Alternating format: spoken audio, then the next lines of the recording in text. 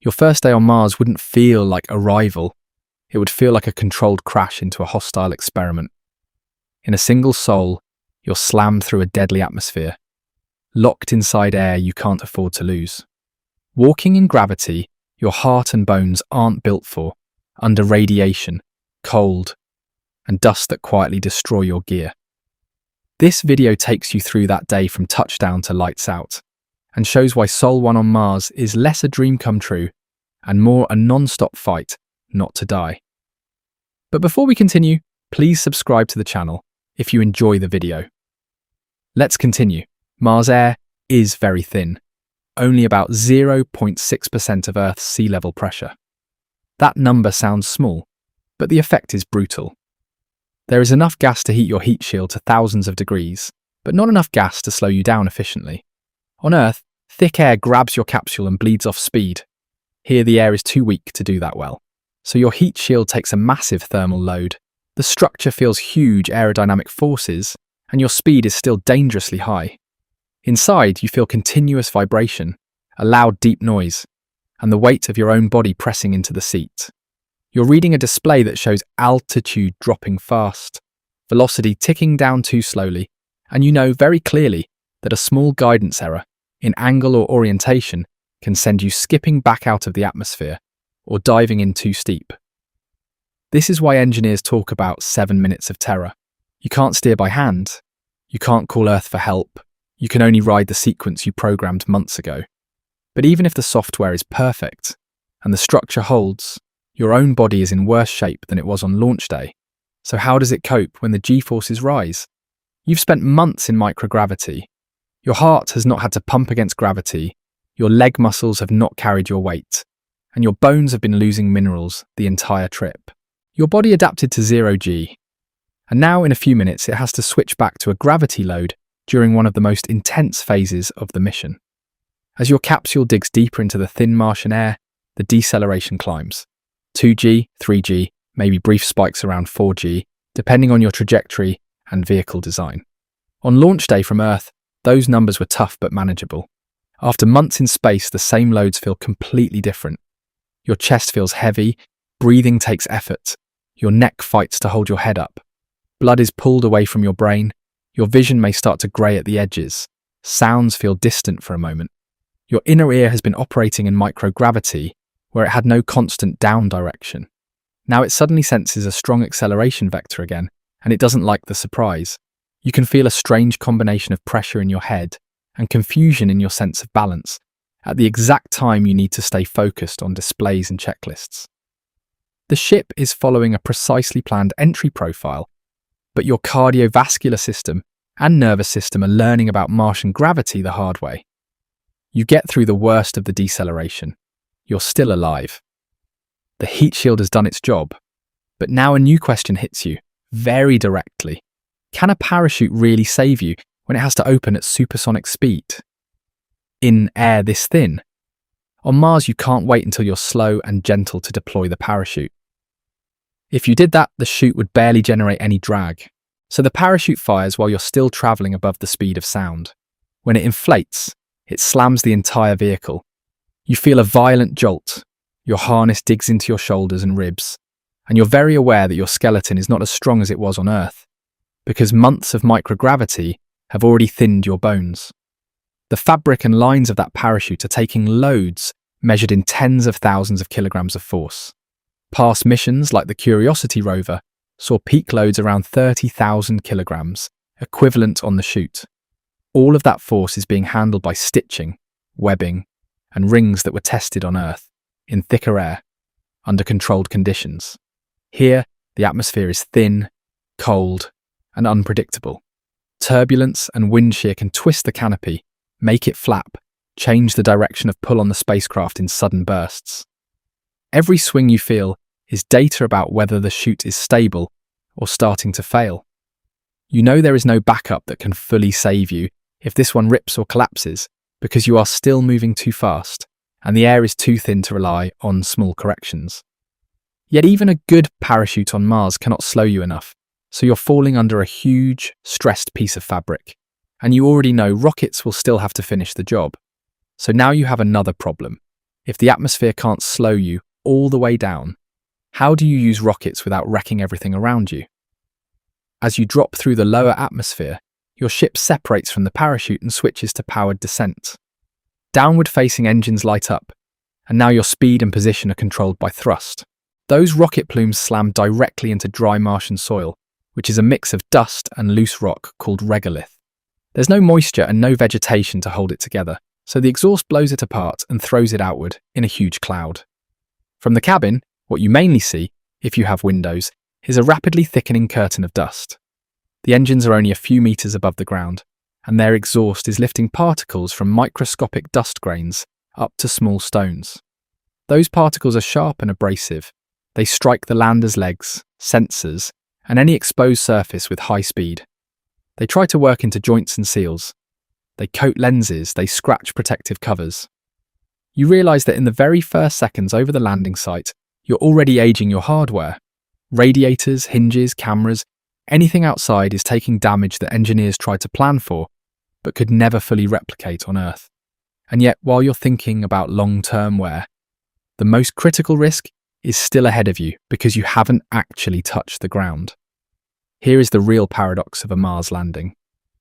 The most dangerous part of the trip can be the last few centimeters. How can a tiny distance matter after millions of kilometers through space? During final descent, your guidance system is firing the engines, reading altitude from radar or laser sensors, and trying to adjust thrust so that you reach the surface with a very low vertical speed. But that same dust cloud your engines created can interfere with the altitude readings. If the sensor bounces off the dust instead of the ground, it thinks you're closer or farther away than you really are. If the software believes you are higher than your true height, it keeps the engines on longer. You might hover too much, run low on propellant, or suffer unstable behaviour as the vehicle tries to adjust. If it believes you are lower than you are, it can cut thrust too early, and you drop the last part of the distance harder than planned. That can overstress the landing legs or damage equipment. Then there is the ground itself. From orbit, our maps of Mars are good, but they are good at scales of meters, not centimeters. You do not know every rock and buried block under the dust. A single medium-sized rock in the wrong place, directly under one landing foot, can tilt the lander. If the tilt is bad enough, the vehicle can slide or even tip. A leg can punch through a soft layer into a hidden cavity, changing the load pattern in an instant. Inside, you feel the final sequence as a series of small changes. Engine noise shifting, dust thickening. Then a solid, sharp jolt as the legs contact the surface. You wait a moment to see if there's a second jolt, a tilt, a halt, or a roll. The instruments tell you if you're level, if all legs have load, if the engines have cut off correctly. Only when those numbers look stable do you let yourself believe that you really are on the ground, and not about to slide or topple. So yes, you have reached Mars, you have survived the hardest 7 minutes of the journey, but the planet has only tested your ship and your body under extreme mechanical stress. Now it's going to test something even more basic. How do you live on a world where stepping outside without protection can kill you in under a minute? You've survived the landing, but now you hit a harder truth. The planet's air is so wrong for you that stepping outside unprotected can kill you in less than a minute. Not because it's full of some exotic poison, but because almost everything about it is tuned against human biology. Mars' atmosphere is mostly carbon dioxide, around 95%. Oxygen is basically a trace, about 0.1% compared to 21% back on Earth. On top of that, the total pressure is around 600 pascals, not even 1% of Earth's sea level pressure. That number matters more than it sounds. At such low pressure, liquid water at body temperature does not stay liquid, it wants to boil away. So if you walked out there with no suit, you would have two problems at the same time. First, you have nothing to breathe. You asphyxiate because there is no oxygen. Second, the moisture on your eyes, in your mouth and in your lungs starts to turn to vapour because the outside pressure is too low to keep it in liquid form. You are suffocating while your exposed fluids are literally trying to boil off. That's what people mean when they say this pressure is below the Armstrong limit. It's a hard physical line, not a figure of speech. This is why you never, ever, just pop outside on Mars. For you, the sky is not just empty of oxygen, it is actively hostile to the way your body's chemistry works. And that leads to the next question you have to face. If your life support fails for even a moment out there, how long do you really have? If your suit loses pressure, or your oxygen feed stops, your margin is brutally short. You might have 10 to 15 seconds of useful consciousness, if that. Your blood is carrying a limited amount of oxygen reserves, and your brain burns through those reserves fast. You don't slowly drift off, you drop hard. In those first seconds, you might be able to say a few words, hit a button, start to turn, and then your vision collapses. The world tunnels in, you get ringing or silence in your ears, thinking turns foggy, and then it's gone. You cannot rely on fighting through it. At the same time, the air outside isn't neutral. It is packed with carbon dioxide. Instead of your lungs dumping CO2 out of your blood, the gradient can flip, and CO2 starts to move the wrong way into you, making things worse. So when you run suit drills on your first day, you're not doing overkill. You're rehearsing for a situation where a 15-second delay can decide whether you wake up again in the habitat, or someone writes a report about how fast hypoxia really is in Martian conditions. That's the time pressure you live under every time you close a visor. But there's another layer to this problem that isn't obvious at first glance. It's not just about the gases in the air, it's about the boiling point of water itself. How do you stay alive when the world outside has the wrong boiling point for your own body? At Mars surface pressure, pure water can start to boil at temperatures that are near freezing to just above it. Your blood is protected because your circulatory system and blood pressure keep it under higher internal pressure, so it doesn't just flash to vapor. But anything exposed to the outside that doesn't have that internal pressure is in trouble.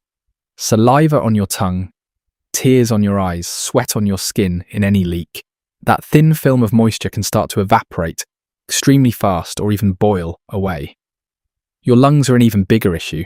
They are supposed to stay moist and warm, but if they were exposed to that low external pressure, the water in your lung tissue would want to leave as vapor. That's not just uncomfortable, that's destructive. So your entire first day on Mars is spent inside artificial pockets of Earth-like pressure. Inside the habitat, the atmosphere might be held at 70 to 80 kilopascals, a bit lower than Earth, but still high enough that water behaves normally and oxygen levels are comfortable. Inside your suit, the pressure is lower, maybe 30 to 40 kilopascals, to keep mobility possible. But you compensate by raising the oxygen fraction, so your lungs still get enough oxygen per breath. You are literally walking around with your own controlled pressure and gas mix, your own microenvironment, around your body at all times. The outside world does not meet you halfway. This leads to a new problem that nobody thinks about when they breathe on Earth. On Mars, oxygen is no longer free background, it becomes one of your main fuels. So how do you handle the fact that every breath now has a supply chain? On Earth, you never think about the origin of the oxygen you inhale. On Mars, it is a manufactured product. An average person uses around 800 grams of oxygen every day just by breathing.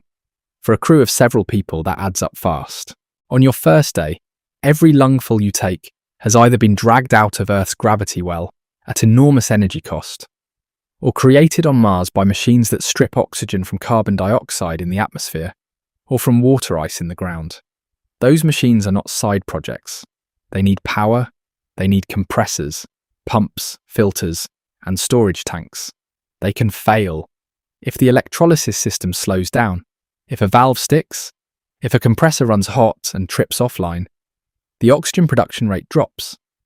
That doesn't instantly kill you, because you have tanks and buffers. But it does start a clock. You now have a certain number of hours or days to fix the issue before your reserve falls below safe levels. On day one that you sit through briefings where numbers appear on a screen, how many kilograms of O2 are in storage, how many kilograms per soul the crew consumes, how much margin you have for leaks. You learn the normal ranges for partial pressure of oxygen in the HAB atmosphere. You learn what a healthy line on the monitor looks like and what a dangerous one looks like. Breathing, which used to be completely automatic, is now tied to graphs, alarms, and maintenance cycles. A blinking light on an oxygen generator is no longer a minor fault. It's a quiet countdown tied directly to the air in your lungs. And then, on top of the physical risk, there is a quieter impact you feel as you settle into the habitat. How does it change your mind when you realize that every breath you take is coming from fans, pumps, and filters instead of the sky? You notice the constant background noise right away. There is the low hum of circulation fans, the faint hiss of valves switching, the occasional click of a compressor starting or stopping. The air smells clean but slightly artificial, a bit too dry, a bit too filtered. There is no scent of rain, soil, plants, or city air. It's just machine-processed gas. In that environment, silence stops being peaceful. Silence becomes threatening. If the fan stopped, if the pumps went quiet, that would not feel like, nice and calm. It would feel like something is wrong. Find it now.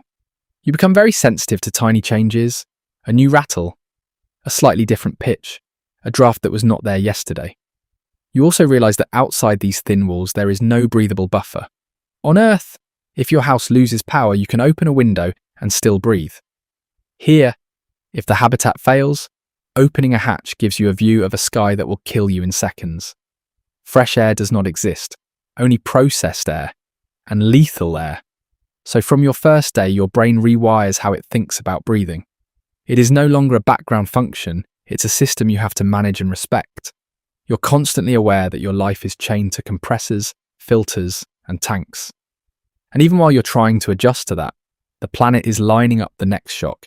Because air is only half the story, the ground under your feet is pulling on you with a gravity your body no longer remembers how to handle. So after accepting that the sky itself is deadly, you now have to deal with a different problem. How does lighter gravity trick you into moves that can still break you on your very first step outside? Your first step on Mars feels like a cheat code. So how does something that feels this good set you up to get hurt fast? When you stand up in the habitat for the first time, Mars gravity hits you as a surprise in both directions. It's there, you feel heavier than in the ship, but compared to Earth, you feel almost superhuman. Mars only pulls at about 38% of Earth's gravity. That means your body weight, your tools, your suit, all weigh just over 1/3 of what you're used to. So that bulky suit, that would be the equivalent of maybe 150 to 200 kilograms on Earth, now feels more like 60 to 80. You bend your knees, you push up, and you stand without that crushing effort you expected. You take a few test steps, and it feels easy, too easy. You can hop a little. Your feet stay off the ground longer. Your stride stretches out in a way that feels kind of fun. That's where the trap opens. Your brain goes, this is fine, I can handle more. And it pushes you to move faster, carry more, rush that first task outside. But everything about your body and your suit is new here. The joints in the suit have limits, the backpack shifts your center of mass, and your reflexes are still tuned for Earth, or for 0G. That rush of feeling light and strong is exactly what makes you likely to overstep, overreach, and lose control. Which brings you to the next hard point people don't think about. If everything weighs less, why is it still so easy to get knocked around? The key is this: gravity changes weight, but it does not change mass.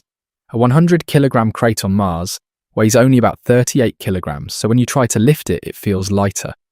But its mass, its resistance to speeding up or slowing down, is still 100 kilograms. That means two different things hit you at once.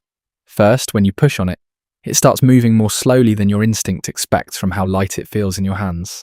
You lean in harder, you push more. Second, once it's moving, it is harder to stop than you expect, because that same mass is fighting the change in speed. You go to catch it, or to stop yourself, and now your body, your suit, and the load are all drifting in a way that does not match your Earth-trained reactions.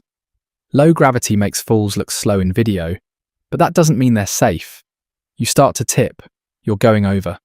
And because you feel light, you stick an arm or a leg out without thinking. The suit is stiff, the joint range is limited, and when your hand or your knee hits the ground, the impact energy is focused into your joints. A stumble that on Earth would be a quick step and a bruise, on Mars can be a twisted knee, a strained shoulder, or a cracked visor if your helmet clips a rock. You learn fast that light doesn't mean gentle. Low gravity just stretches the motion in time enough for you to see your mistake as it happens. And under all of that, another layer of weakness is hiding. Because after months in microgravity, even this reduced pull is asking your body for work it's not ready to give. Here's the uncomfortable question. How do you function in a gravity that's easier than Earth when your body is in worse shape than it has ever been? During the journey, your muscles have been wasting away, especially in your legs, back, and core. Without strong daily exercise, astronauts can lose around 20% of the strength in some muscle groups in a long flight, and they can lose 1 to 2% of bone density per month. Even with a strict workout routine, you are not the same person who left Earth. Your heart is smaller, your blood volume is reduced, your legs are literally thinner. So yes, Mars pulls at only about 0.38 of Earth's gravity, but your capacity to handle load has dropped too, sometimes even more than that. You end up in a strange place. You are both weak and light at the same time. Your nervous system has no past experience with this. It knows how to coordinate your body in 1G. It learned, painfully, how to drift in 0G. But 38% G is a brand new setting. When you step, the force feedback from your muscles and joints is wrong compared to what your brain expects. When you lift a tool, the effort feels off. You either overdo it or you underdo it. And both can be risky when you're wearing a life support system. And that coordination problem is not just in your muscles, it's deep in your head too, because the part of your body that senses balance has just been yanked from one extreme to another. Your balance system lives in your inner ears, in little fluid-filled canals that detect acceleration and head tilt. In 0G, that system basically loses its main reference signal. For months, it has been running in a weird mode where down doesn't exist. Now on Mars, it suddenly starts getting a steady pull again, but at only about 1/3 of the strength it evolved for. That's enough to confuse it, but not enough to feel fully normal. When you lean, your inner ear says, something is happening. But your body weight doesn't reinforce the signal the way it does on Earth. When you turn your head, or go up a short ladder inside the habitat, you can get a brief sensation of dizziness, or a floating feeling that does not match what your eyes see. It's like being slightly motion sick, while you're trying to follow procedures that cannot tolerate mistakes. Even simple things inside, like walking up a ramp or going down a small staircase, can throw you off for the first few hours. Outside, in a helmet with a restricted field of view, those little balance errors stack with your limited visibility. Turning too quickly, leaning to look over a rock, or twisting to check a cable can give you a flash of vertigo at the worst possible time. And while you're focused on the immediate don't fall, don't twist a knee, there's a slower, more permanent change starting quietly in the background. How does 38% gravity slowly rewrite your skeleton and organs from day one? Your bones are not static. They respond to the loads you put on them. On Earth, walking, lifting, even just standing, all send tiny mechanical signals through your skeleton. Bone-building cells and bone-removing cells respond to those signals. And over time, they keep your bones at a density that matches the forces they see. In 0G, that balance shifts towards bone loss because the signals drop. On Mars, you're no longer in 0G, which is good, but you're also not back at Earth levels. The strain in your bones from walking, lifting, and working is lower than what they were built for. That means the cells start to retune again, this time to a partial gravity normal. You don't feel that on day one, but the process starts on day one. As calcium leaves your bones and enters your bloodstream, your kidneys have to deal with it, which can raise the risk of kidney stones over time. Your heart and blood vessels adjust to pumping against this new, weaker gravitational load, maybe changing their structure in ways we still don't fully understand. Every hour you spend standing and moving on Mars is feeding data into a long-term experiment on what human bodies become when down is only 38% as strong as home. So your first day outside the habitat is not just a victory lap. It's the start of a constant negotiation with a gravity that feels friendly but carries hidden costs. You're learning how to move without falling, how to lift without injuring yourself, and at the same time your cells are quietly updating your entire body to a new baseline. And while all this is happening inside your skin, another less visible threat is coming straight through your suit, through the walls, from the sky itself. Because if Mars' gravity is weak, its protection from space is even weaker. So the next question you have to face is this: how do you live under a sky that barely blocks radiation at all? You've dealt with deadly air and tricky gravity, but now you hit a threat you can't see, can't smell, and can't feel in the moment. So how do you take seriously a danger that only shows up years later? On Mars, the sky over your head barely protects you from space at all. From your first day, radiation is not a rare event. It's the background of your life. On Earth, you live inside a protective system you almost never think about. You have a strong magnetic field that wraps around the planet and pushes away many charged particles from the sun. You also have a thick atmosphere, about 1 bar of pressure, that absorbs and scatters a lot of the remaining radiation before it reaches the ground. Together, those two layers cut down the dose you get at sea level to a very low level. Mars has almost none of that. Its global magnetic field died a long time ago, so there is no big shield catching charged particles before they hit the atmosphere. The atmosphere itself is just a thin layer of mostly carbon dioxide, less than 1% of Earth's surface pressure. High-energy particles from outside the solar system, called galactic cosmic rays, and particles from the sun, called solar energetic particles, fly in almost unhindered. When they hit the thin air or the ground, they don't just stop, they create showers of secondary particles, like a cascade. Some of those make it all the way down to where you are standing. They pass through your suit, through your skin, and sometimes right through your cells, DNA. You don't feel a thing in the moment, but the damage is happening, track by track. The first time someone shows you the actual numbers, it sounds abstract, so why do these dose rates matter so much for just one day on the surface? On the way to Mars, you were already exposed to more radiation than on Earth, because you were outside Earth's magnetic field.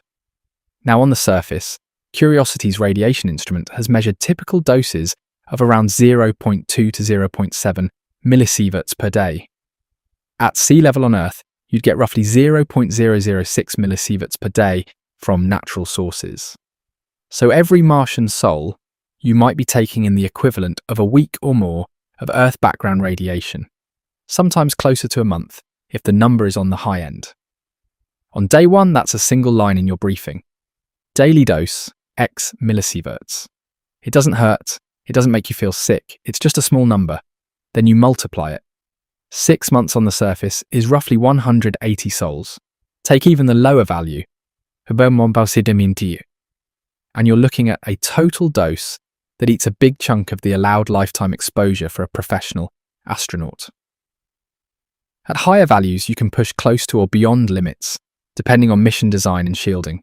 Suddenly, that small number is not small anymore. It's a steady, unavoidable drip filling a bucket you can't empty. Your first day is when you understand that every hour you spend outside, every night you sleep in the hab, is adding to a long-term risk curve, whether you feel it or not. You might think, fine, we'll just build thick walls and solve it. But here's the catch. How do you protect yourself from something that comes at you mostly from above, sometimes from the sides, and sometimes from the ground itself? Your habitat is designed with shielding in mind, but it's never perfect. Some parts of the hull might be equivalent to 10 to 20 centimeters of water, or plastic in the direction of space, because materials rich in hydrogen are good at slowing down some types of radiation. Engineers may pack water tanks, food supplies, or even waste around certain parts of the living area to boost that effect. But that shielding is not uniform. Windows have less protection, thin structural sections between modules can have less mass in the way, and joints or ports might be structurally strong, but not optimized for radiation blocking. The angle between you and the open sky matters. A spot on the floor under a tank might be relatively cool, while a bunk right under a thin part of the roof is hotter. On your first day, you're not just learning the layout of the hab as this is where we sleep, this is where we work. You're learning a second invisible map. This corner is better shielded. That seat is more exposed. This corridor passes under the water wall. That workstation is near a thinner panel. You start to choose where you spend your off-duty time, not just based on comfort, but based on how much stuff is between you and space. Most days, this invisible hazard just sits in the background as a slow drip. But sometimes the sun throws a real punch. So how do you plan for an event where the warning might be measured in minutes, not days? Solar activity is not constant. The sun can release sudden bursts of high-energy particles during solar flares or coronal mass ejections. On Earth, the magnetic field diverts a lot of this toward the poles and the thick atmosphere absorbs much of the rest. On Mars, with no strong magnetic shield, those bursts hit the atmosphere more directly. The surface radiation level can spike hard in a short time. You rely on solar monitoring systems, orbiters, and predictions sent from Earth to warn you. But once the alert arrives, the clock is fast. You might have tens of minutes, maybe an hour or two for some events, between "we see something coming" and "the particle storm is here." On your first day, part of your briefing is very simple. Know exactly where the storm shelter is. That shelter is usually a part of the habitat, with maximum shielding, surrounded by water tanks, food stores, maybe covered by extra regolith piled up from outside. It might be cramped, it might not be in a convenient location, but it's where you go and stay until the event passes. You run drills for this just like you run fire drills.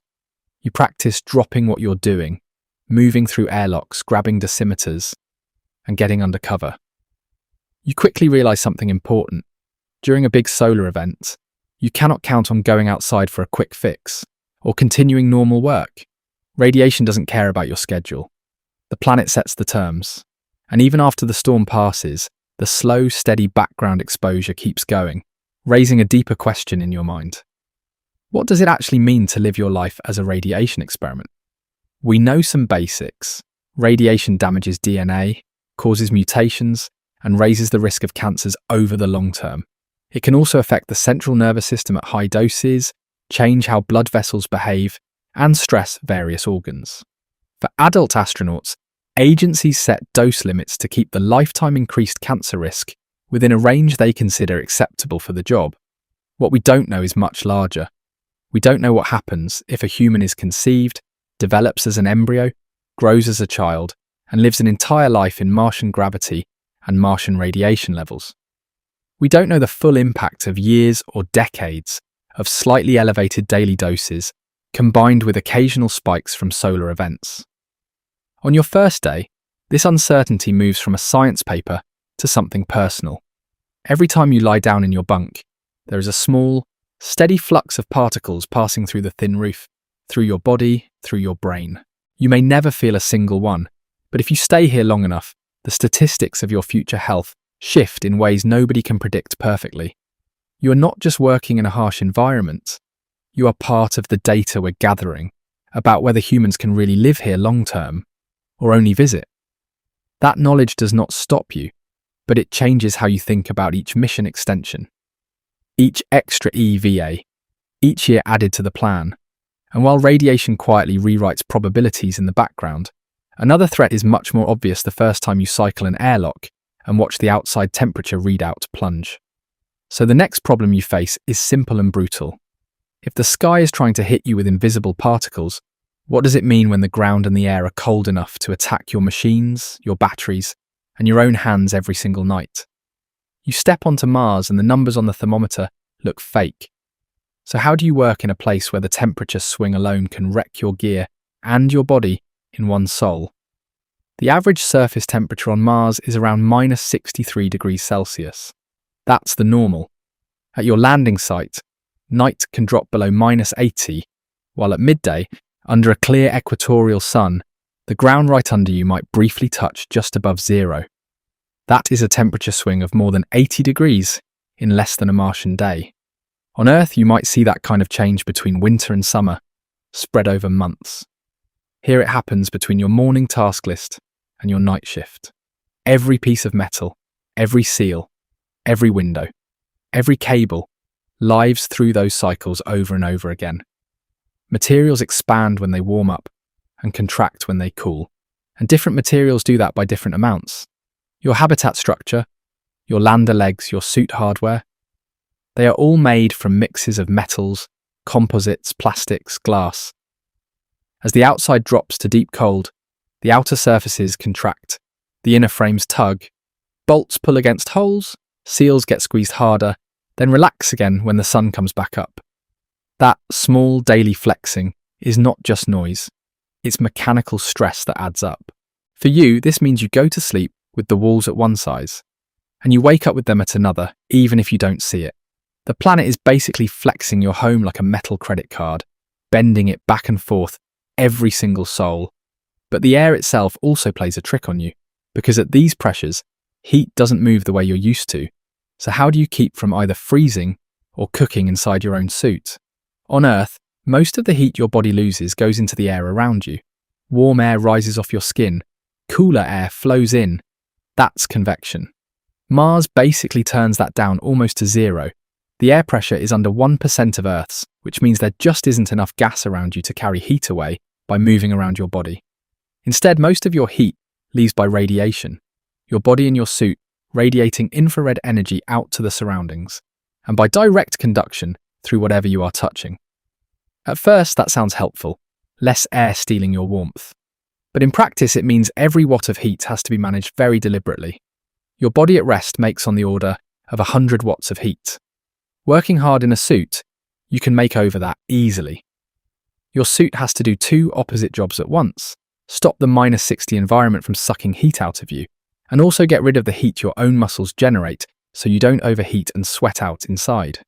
Liquid cooling garments, heat exchangers, radiators in the backpack, all of that systems engineering is trying to keep your skin and core in a narrow band around normal human temperature. If the cooling side is set too low, you overheat. Your heart rate climbs, you get dizzy and foggy, even though the world around you is brutally cold. If it's set too high, your extremities get cold, your muscles stiffen up, you start to lose dexterity. In other words, on Mars you can get heat stress and cold stress at the same time, from different parts of your body. That is why suit parameters and workload planning are not comfort settings, they are survival settings. And while your personal thermal system struggles to stay balanced, your habitat and machines are riding the same roller coaster in slow motion. So what is happening to all that metal holding your only safe space together? As the first night drops in, you start to hear small random noises. Creaks, soft pops, tiny shifts in the structure. This isn't a haunted house, it's physics. When temperature falls, metal beams contract, composite panels shrink slightly, glass windows tighten in their frames. Seals made of rubber or synthetic polymers get stiffer as they cool, sometimes shrinking more or less than the metal around them. Every joint where two different materials meet takes a hit. Bolts pull, brackets bend microscopically, O-rings get squeezed in some spots and loosen in others. At reasonable temperatures, this is just design margin. At -70, -80, you get close to the edge of what some materials were ever tested for. A seal that is flexible at -10 can be almost glass-like at -70, and that means it can crack if it's moved or stressed in the wrong way. Every time you cycle an airlock, you're asking gaskets and seals to move and hold a pressure difference while they are colder or warmer than their happy range. The quiet noises you hear in the walls are not trivial. That's solid-state fatigue beginning its slow work. A tiny crack you can't see yet might grow over hundreds of cycles into a leak path. Engineers have stretched the design to handle this, but Mars keeps cycling it, day after day. And if the structure is under thermal stress, your power systems are under even harsher rules, because cold does not just make you shiver, it can kill your batteries. So how do you keep energy flowing when the temperature keeps trying to shut your tools down? Lithium-ion batteries, the kind used in most modern electronics, really do not like cold. As temperature drops, their internal resistance goes up, and their usable capacity goes down. The same pack that gives you a full workday of power in a warm lab on Earth might give you a fraction of that out on the Martian surface at -40 or -60. To keep critical systems alive, you build in heaters, little electric elements to keep battery packs and electronics above some minimum temperature. Rovers, power tools, scientific instruments, even the suit electronics, all have some form of thermal control. Those heaters, in turn, draw power from the same batteries or from the habitat's energy supply, which might come from solar panels or a nuclear generator. On your first day, you learn that small choices matter. If you leave a tool outside overnight instead of bringing it into the airlock, you might find it sluggish or dead in the morning. If you park a rover in a shadow, its systems may drop below designed operating temperature and fail a startup test. A frozen connector, a screen that won't refresh, a battery that will not take charge, all from a few hours of extra exposure. This forces you into a new kind of thinking. Every object has a thermal plan. Where do you store it? Does it have heating? How much energy do you spend to keep it alive? A casual mistake with where you place a device can cost you an entire EVA. days' worth of capability the next day. And while you're babysitting hardware against the cold, your own body is dealing with a brutal shock every time you leave the habitat. So what does that feel like, step by step? Inside, the hab is kept comfortable. Maybe 20 to 22 degrees Celsius, like a normal room on Earth. You're in light clothes, plus maybe the inner layer of your suit. You feel fine. Then you step into the airlock, close the inner hatch, start the cycle, and open to the outside. The moment you clear the shelter and stand fully in the Martian environment, the outside is -50, -60, and the only thing between that and you is your suit. Your core temperature stays stable for a long time, but your extremities, your fingers, toes, nose, ears, and even your cheeks under the helmet start to lose heat quickly. Your body responds by constricting blood vessels in those outer regions, trying to preserve warmth for your core organs. Your hands feel clumsy inside gloves that are already thick and stiff. Small motions like manipulating a connector or using a touch panel are suddenly much harder. Cold doesn't just make you uncomfortable, it slows your brain too. Reaction times get worse. Decision-making gets sloppy. You underestimate how long you've been out. You rush steps to get back inside. On your first EVA, the adrenaline masks a lot of this. You're focused, excited, pushing through. Only later, looking at the suit telemetry and your own finger pain as they rewarm, does it hit you how close you might have been to real tissue damage. On Earth, if you misjudge the cold and get early frostbite signs, you can go to a hospital. On Mars, urgent care is a 6-month flight away. And that's if a return vehicle is sitting on the pad ready to go, which it isn't. Any permanent damage to your hands or feet now affects every future spacewalk, every repair, every emergency response. So by the end of the first day, you've learned that Mars is not just cold, it is actively hostile to the materials and systems that keep you alive, including your own skin. And yet, as harsh as that is, there is one more physical enemy that reaches into everything, coats it, grinds it, and sneaks past seals and filters. Because once you've fought the temperature, you still have to deal with the stuff covering the ground itself, a dust so fine and sharp it acts like a slow weapon against every system you depend on. The ground under your boots looks solid and harmless, so how does the thing you're standing on turn into a slow, constant threat to every system that keeps you alive? On Mars, the main problem isn't big rocks or deep sand pits. It's the dust.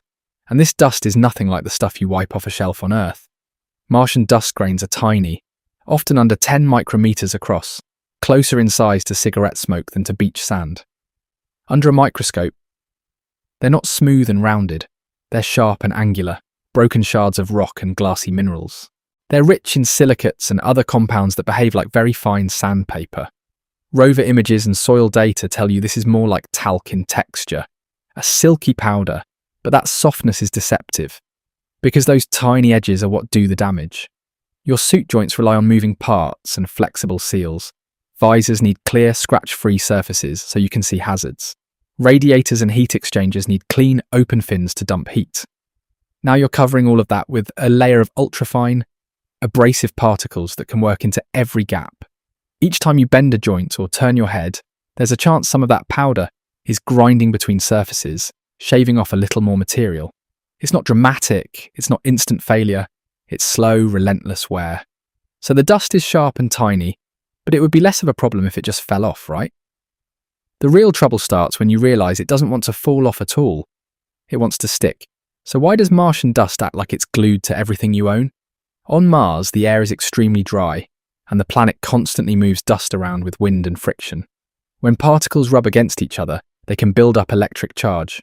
On Earth, humidity in the air and contact with other surfaces tends to bleed that charge away. On Mars, with almost no moisture, that charge can hang around for a long time. The result is dust that clings to surfaces like it's stuck on with static. Every step you take, every time your suit brushes the ground or a rock, more dust jumps onto you. It coats your boots, your legs, your gloves, the folds around your joints. By the time you head back to the airlock, you're carrying a film of electrified powder on almost every outer surface. You can't just shake it off. You scrape, you brush, you blast air or gas where you can, but a lot of it still rides in. It accumulates on the airlock floor, on tools, in corners. Filters designed with dust margins in the model suddenly clog faster than expected after a couple of windy days. Systems that were meant to go weeks before servicing Start hitting warning limits in days. You quickly learn that every EVA has a dust budget. How much can the filters handle? How often can you cycle suits before the joints take too much wear? How much time do you spend cleaning versus working? And while you're tracking that, you have to face another, more personal problem. What happens when even a little of this stuff crosses your life support barrier and gets into the air you breathe? Chemical tests from landers and rovers show that Martian soil contains perchlorates, highly oxidizing salts, in some regions at around 0.5% to 1% by weight. On Earth, we use perchlorates in things like rocket fuel and industrial processes. They're not something you want in your food or your lungs. They can interfere with thyroid function and other parts of your metabolism over long exposure. If dust makes it past external filters and into the cabin air, even in tiny amounts, it becomes a chronic inhalation risk. On Earth, we already know that fine particles, small enough to reach deep into the lungs, are linked to scarring, fibrosis, and cancer. On Mars, you're adding reactive chemicals on top of that. Your lungs, your airway lining, were never meant to interact with this kind of alien powder day after day. So your first cough after an EVA isn't just from dry air. It triggers a thought. Did some dust get past the filters? Is there a leak in the cleaning process? Are we breathing trace amounts of perchlorate-loaded powder? Suddenly, housekeeping is not just about cleanliness, it's about toxicology. And while you're thinking about your own lungs, you can't ignore the fact that the same dust is out there grinding away on the hard gear that keeps you alive. Every moving part that touches the outside world is now in a race against abrasion. Bearings in suit joints and rover wheels, seals in hatches and valves, sliding rails, hinges, anything that moves, is at risk. Dust works its way in and acts like a grinding paste. Lubricants get contaminated. Clearances that were tight but safe in a clean lab start to widen. Play develops in joints. Noise increases. Solar panels slowly darken as a thin film of dust settles over them, cutting the amount of sunlight they can turn into electricity. You can brush them, blow them off with gas, maybe even design shaking systems, but every cleaning method has limits and wear factors of its own. Radiators that dump waste heat from reactors or electronics can get coated too, making it harder to shed heat, which then stresses electronics and power systems. Even reactors designed to be dust-tolerant don't like being covered in insulating material. On day one, you're already starting daily or weekly routines. Check panel output, clean this surface, inspect that seal, brush off these joints. There is no "we'll fix it" at the end of the season. By then, the damage curve might have steepened, small abrasions turning into cracks, small deposits turning into major efficiency losses. So dust attacks you and your machines. But there's another layer to this that makes it even messier, the biology and science side. How do you explore a planet for possible life when you're constantly dragging your own life and its dust all over it? You are not sterile. You are covered in microbes, inside and out. Your habitat air, your sweat, your breath all carry tiny organisms. Even with cleanroom assembly and strict protocols, some of those hitchhikers made it to Mars.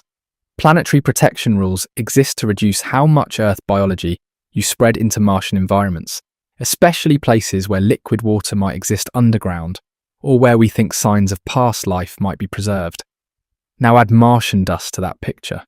Dust that has touched your suit, your tools, your rover tires, has been in contact with anything that leaks even microscopic amounts of your own biology.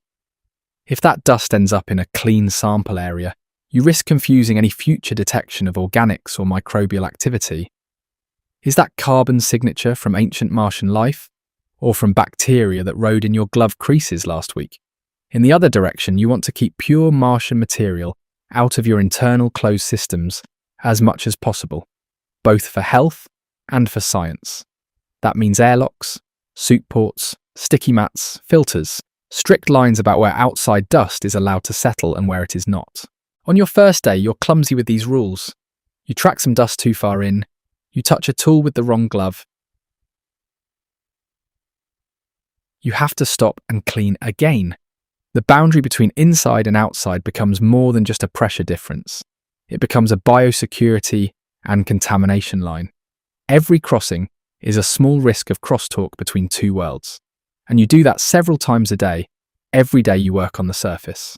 By the end of that first day, you've learned that dust on Mars is not a background detail. It is a central, constant enemy, grinding your hardware, threatening your lungs, and blurring the lines in the search for life. You can't switch it off. You can't avoid it. You can only manage it over and over. And while you're fighting that external mess, there's another battle going on that you can't sweep up with a brush because it's inside your own head. The planet's day is not the same as yours, and that mismatch quietly attacks your sleep, your focus, and your judgment. So after wrestling with dust and machinery, you have to ask, what happens when even the length of a day stops lining up with the clock wired into your brain? You've fought dust, cold, and radiation, but now you run into a problem that doesn't look dangerous at all. The length of the day is wrong. So what happens when even the basic rhythm of sunrise and sunset stops matching the clock wired into your brain? On Mars, a day is not 24 hours. A Martian day, called a sol, is about 24 hours, 39 minutes and 35 seconds. That extra 39 minutes sounds tiny on paper. In your head, it becomes a slow, constant shift that your biology is not built to handle cleanly. Human circadian rhythms, your internal body clock, naturally run a bit over 24 hours, but not by 40 minutes. On Earth, light cues and routine pull you back to a solid 24 each day. On Mars, if you try to live exactly on the local solar day, your sleep and wake times slide later and later compared to any Earth reference. NASA already saw this with mission teams on Earth who pretended to live on Mars time. After a few weeks, they were basically jet-lagged all the time, their morning drifting through the night. You're not just offset from a different time zone, you are living in a place where the basic unit day no longer lines up with the hardware in your skull. Your work schedule, your communication windows with Earth, your power cycles for solar panels, all want certain timings. Your brain wants something slightly different, and it never fully wins. And even if you try to lock your schedule by force, your main time signal, daylight, is now lying to your body in several different ways. So how do you reset a clock that's reading the wrong kind of light? Your circadian system uses light to set itself, especially the intensity, colour, and timing of light hitting special cells in your eyes. On Earth, midday sunlight is bright and rich in blue wavelengths. That blue heavy light tells your brain, it's daytime, stay alert. As it gets later, the light shifts warmer and dimmer, and your body starts releasing melatonin, the hormone that helps you fall asleep. On Mars, daylight is weaker, only about 43% as strong as Earth's at the same distance, and it passes through an atmosphere that is dusty a lot of the time. The sky often looks more butterscotch or pale orange than deep blue. The sun is smaller and a bit dimmer. Your brain's light sensors are tuned for bright, blue-rich Earth days, and they just don't get that here. So on your first day, you step out and look around, and your body gets a confusing message. The light is there, but it's dimmer and redder than your system expects for full day. Twilight looks different. Shadows have a different sharpness and colour. At night, the sky is black and clear, and at certain times you can see Earth as a bright star, which is emotionally jarring in its own way. Your brain keeps trying to tie these strange visuals back to its old patterns, and it fails. The end result is simple. Your internal clock starts to drift. You feel sleepy when you're supposed to be on task. You feel wired when you should be winding down. And then Habitat operations do something that makes this even harder. They layer schedules on top of this that don't line up with your biology at all. So whose clock do you follow when your body, your base and Earth all disagree? Mission planners have to choose how to run time. Sometimes they align the crew schedule with local solar time on Mars so that EVA windows match daylight and power from solar panels. Sometimes they bias more toward an Earth time zone to simplify communications, planning, and real-time support. In practice, you get a messy compromise, with some activities tied to Mars noon, others tied to Earth office hours. From your point of view as a crew member, that means you might wake up when Mars is mid-morning, but the main support team on Earth is in the middle of their night, or the other way around. Your sleep blocks get stretched or compressed to fit power constraints, comm windows, and planned EVAs. You might be climbing into a suit for a surface walk at a local time your body insists is bedtime, simply because that's when the light, power, and task list all line up. On your first day, that feels like regular tiredness, like you just got off a long flight. But it quickly becomes a cognitive fog. Slower thinking, worse memory, shorter temper, more mistakes. Every other risk on Mars, from airlock procedures to driving a rover, gets multiplied when your alertness is drifting in and out of phase with your job. And it's not just how you feel, it's what your hormones and metabolism are doing in the background while all this is happening. Your body runs a whole set of cycles on that same roughly 24-hour rhythm. Melatonin for sleep, cortisol for stress and wakefulness, body temperature curves, digestion timing, insulin response. When your sleep, light exposure, and meals no longer line up with that internal rhythm, those systems desync from each other. You might eat at a time when your digestion is off duty, leading to blood sugar spikes and crashes. Your blood pressure can rise, your mood can swing, making you more irritable or more down than you expect. Reaction times lengthen. Tasks that were simple in training feel harder to track. You stand in an airlock, reading down a checklist you've memorized, and you catch yourself rereading the same line because your focus slipped. On Earth, that's annoying. On Mars, in a pressurized suit with a limited life support buffer, that kind of mental slip can mean a valve left in the wrong position or a tool not properly secured. Your biology is still back on Earth, thinking it's 3 a.m. in some city you left months ago, while your body is, in reality, about to walk into an environment where a single missed step has very little forgiveness. So you need a way to drag your internal clock closer to this new reality, even though the sun and the planet are not helping you. You can't change the length of a soul, but you can try to hack what your brain thinks the time is. And your main tool for that is not fancy medicine, it's light bulbs.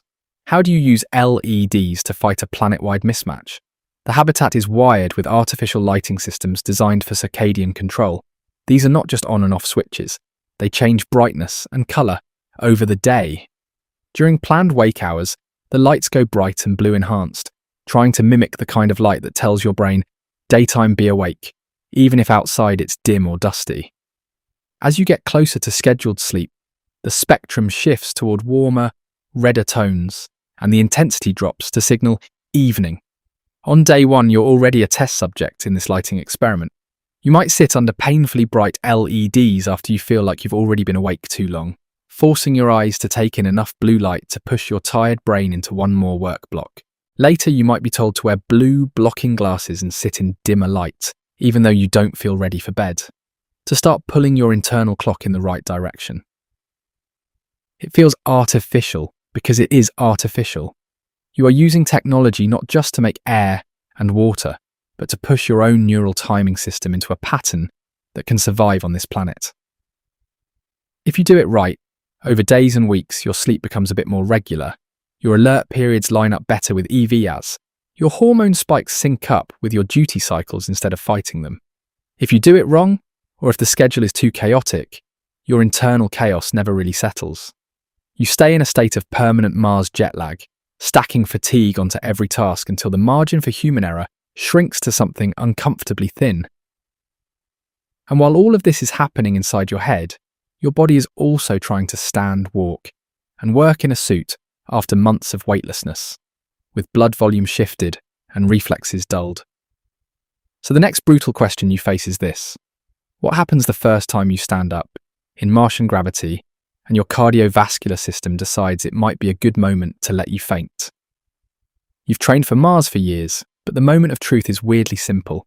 Can you stand up without blacking out in a place where falling is not an option? Months in microgravity have quietly reprogrammed your entire cardiovascular system, and your first day on Mars is when the bill comes due. In 0G, your body doesn't have to fight gravity to move blood. Fluid that would normally pool in your legs shifts toward your chest and head. Your brain reads that as too much volume up here, and your body responds by dumping blood volume overall. Over a long trip, you can lose around 10 to 20% of your blood volume. At the same time, your heart muscle does less work, so it gets weaker. The baroreceptors in your arteries, the pressure sensors that usually trigger a response when you stand up, get lazy because they haven't had to fire much. On Earth, astronauts coming back from orbit often feel lightheaded when they first stand after landing. They can get dizzy, even faint, just walking down a hallway. Now translate that to Mars, where your first real stand-up test might be inside a heavy, stiff suit, with a life support backpack on a planet you can't escape from if you mess up. When you move from lying or sitting in the hab to standing in Mars gravity, your nervous system is being tested. Your heart has to speed up a little. Your blood vessels in your legs have to constrict. And your brain has to keep getting enough oxygen, all in a body that's a bit anemic and undertrained. Inside a suit, if that system doesn't respond fast enough, you don't just sag back onto a soft couch, you risk dropping like a stone inside a rigid shell. That is orthostatic intolerance made dangerous. So what does it actually feel like when your body starts to lose that fight while you're sealed in a pressure shell? Your first attempts to stand, step and walk in Mars gravity are not about cool footage, they're about whether your autonomic nervous system still works under stress. You push up to your feet, blood starts to shift downward into your legs, and for a moment your brain does not quite get what it needs. Vision can narrow, colours wash out. There's a sense that the room just got far away. You might feel a wave of nausea, heat, or sudden weakness. On Earth, you'd sit down, drop your head, give it a second. In an EVA suit, that's not so simple. The torso is rigid, the joints are limited, your helmet blocks peripheral vision, and you can't easily drop into a safe kneel or roll if you lose balance. If you actually faint, your body goes limp and dead weight inside a hard shell. You can't throw your hands out to catch yourself well. The suit takes the hit, your neck and spine get jolted, and critical parts on your suit can crack or kink. So on your first day, medical and operations teams are watching you carefully as you stand and walk in the habitat. They're looking at heart rate, blood pressure, oxygen saturation, and how those numbers behave when you move from sitting to standing. They may use compression garments or medications to help support your circulation. But even with all that, the first time you take a few steps in a full suit, you are testing things in a way that no ground simulation can perfectly match. The fluid in your blood vessels isn't the only thing rebalancing. Every liquid compartment in your body has spent months in weightlessness. So what happens when Mars gravity starts pulling it in a direction that's not zero and not Earth, but something awkward in between? In microgravity, your body fluids shift toward your upper body and head. That's why astronauts get puffy faces and thinner legs. Pressure in the head can increase, sinuses feel full, and the inner ear fluid behaves differently. On Mars, at 0.38 g, that all changes again. Some of that excess fluid drains downward, but not completely. It's not a simple return to normal. You can feel it as a set of low-level annoyances that all stack. Mild headaches, a sense of pressure behind the eyes, sinuses that don't feel quite right. A vague fullness in your head. Your inner ear, which helps with balance, now has fluid that's being pulled in a new pattern, not floating free and not pinned like on Earth. The result is a background of weird sensations. Sometimes you feel like you're leaning when you're straight. Sometimes turning your head makes you queasy for a second. Add the visual limits of a helmet and the stiffness of the suit, and that slight motion sickness can turn into a real problem if you're trying to focus on fine work or quick movements. And behind those sensations, there's a more serious wildcard people have only started to understand in the last decade. How does long-term spaceflight affect your eyes? And what happens when you drop those altered eyes into Mars gravity?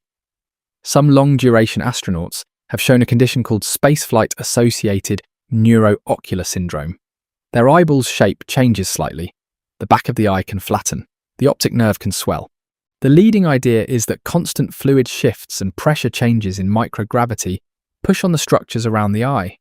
Vision can get fuzzier, especially for close work. It's not guaranteed, but it's common enough to be a real concern. When you arrive on Mars, you don't yet know exactly how those eye changes will behave at 0.38 g.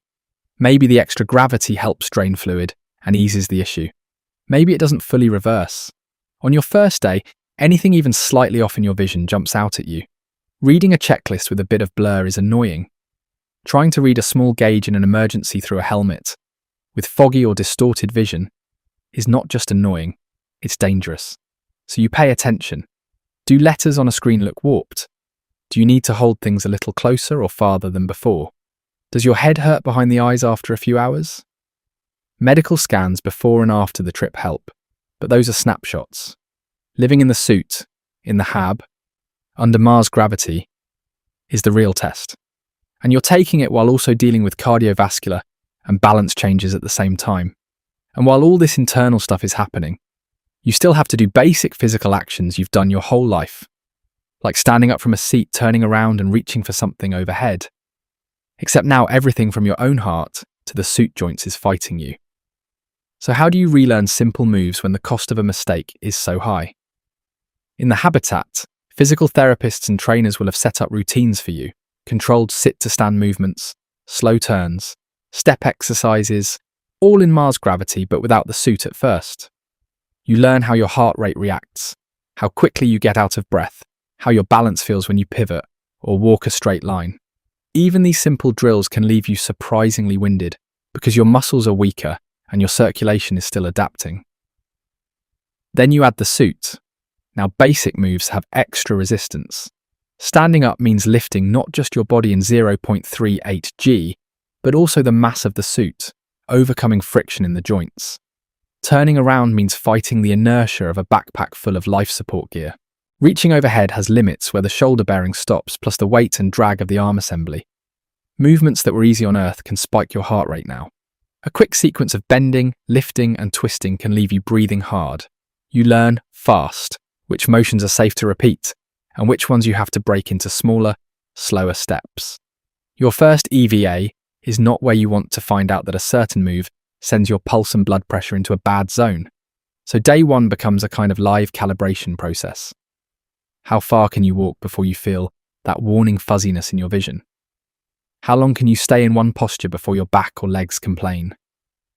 How does climbing a short ladder in the suit feel?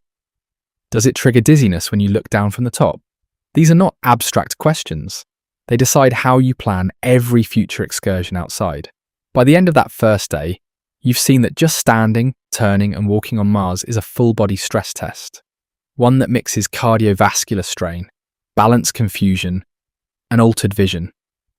You can't opt out of it because you have work to do, but you also can't ignore the limits, because pushing past them in the wrong moment can send you to the ground inside a fragile, expensive shell.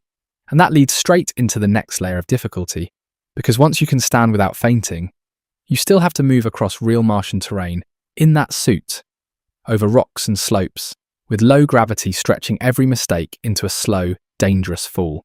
So the next question is simple and brutal. How do you walk, drive, and use tools in a world where your instincts for movement are wrong from the very first step? You've learnt to stand in Mars gravity, but now you hit the next problem. How do you actually move without the planet and your own suit teaming up to throw you on your face? Walking in low gravity is not just normal but lighter. Your whole gait goes strange the moment you try to take a regular step. On Earth, you evolved to walk in 1G, barefoot or in flexible shoes, with ankles and knees that can bend freely. Your brain has millions of repetitions stored for how hard to push off, how far to swing your leg, how to catch yourself. On Mars, you're in stiff boots with joints that only bend through limited angles, wrapped in a pressurized shell, and the ground only pulls at about 38% of what you're used to. So you take your first steps outside, and they feel wrong. Short, careful steps feel safe but inefficient. Your feet hang in the air longer than you expect and you overswing. If you try a normal walking stride, you end up sort of bouncing. Pretty quickly you experiment with something that looks more like a hop or a loping jog, like the Apollo astronauts used on the moon. Two-footed push, glide, catch, repeat. It feels smoother in low gravity, but it's new, and every variation is a test. Your first day is full of awkward trials, tiny shuffles across rocks, sideways crab steps over loose soil, tentative longer bounds on flat ground. You're constantly adjusting, because every time your foot hits, the feedback is different from anything you've felt before. And when, not if, one of those steps goes wrong, low gravity plays the next trick on you. It turns your fall into a slow, drawn-out accident where your instincts can actually make it worse. In 1G, if you trip, you fall fast. Your instincts fire. You throw a hand out. Maybe you scrape a palm and get back up. On Mars, in 0.38 G, a fall stretches out in time. You lean too far forward on a slope. Your center of mass slides past your support point, and you feel it happening in slow motion. Your brain yells, "Catch yourself," and you slam a gloved hand down, with the full inertia of your body and suit behind it. But the suit is heavy, even in low gravity, and the joints are stiff. Your wrist can't bend naturally. Your elbow can only give so much, and the impact force has nowhere to go except into your bones and the suit structure. That's how you sprain a wrist, strain a shoulder, or drive your helmet into the ground hard enough to risk cracking a visor or jamming a neck ring. The slower fall doesn't save you. It gives you more time to do the wrong thing in the wrong equipment, so you have to retrain that instinct, learn to drop your center of mass, twist to take a fall across more surface, or let the suit and backpack take it in a controlled way, instead of jabbing out a single limb. That's not easy to do in a few hours, when your whole life has been teaching you the opposite. And all this is before you add tools and vehicles. Because the moment you start working the surface like a job site, you find that nothing in your hands behaves quite the way you expect. How do you use gear designed for rock and soil when both you and the rock are in the wrong gravity? Take a drill or a sample corer. On Earth, you brace yourself, push into the rock, and the reaction force mostly sinks into your legs and the ground. On Mars, you and the rock both weigh less, but both keep the same mass. So when you squeeze the trigger, the torque and recoil shove you backward more than they bite into the stone. If you don't brace correctly, your boots slip, your arm swings and the bit jumps. You spend more energy just trying to stay planted. Even a simple hammer behaves differently. You expect the swing to feel a certain way based on weight and timing. But the reduced gravity means the hammerhead arcs slower, and when it hits, it can push you off balance if you haven't set your stance wide and low. You start to understand why Apollo crews often use gentler, controlled motions instead of big swings. Then there are the rovers. On paper, they're just vehicles with steering wheels or joysticks. In reality, the handling feels more like piloting a boat on choppy water. The tyres are designed for low-G traction, the suspension is tuned for lightweight, and the soil underneath may be loose and dusty. Braking doesn't bite the way you expect, the rover can skid or hop, and small rocks that would be nothing under a heavy earth truck can bounce you sideways here. Your first drive is not relaxing. You learn very quickly that going slow and smooth beats normal car speed every time.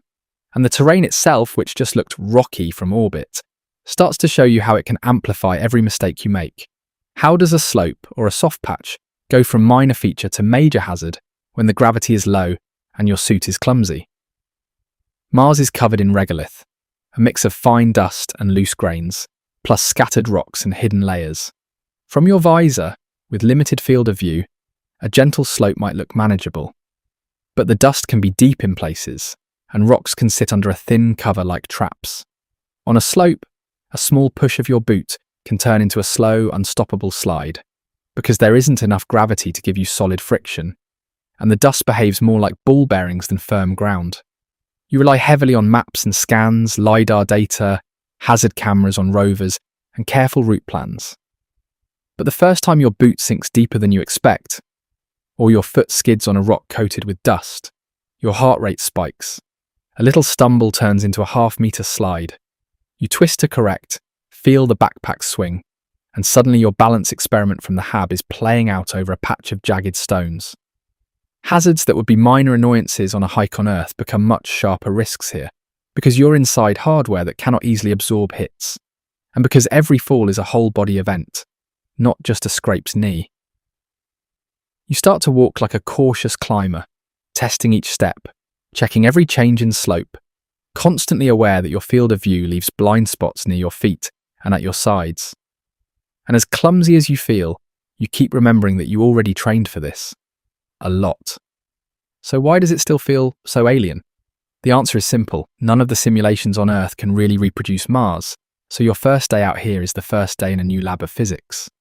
On Earth, you practice partial gravity maneuvers in parabolic flights, with each 20-second chunk of Mars-like G sandwiched between full gravity. You walked underwater with counterweights to simulate reduced weight, but water adds drag in a way Mars dust and air do not.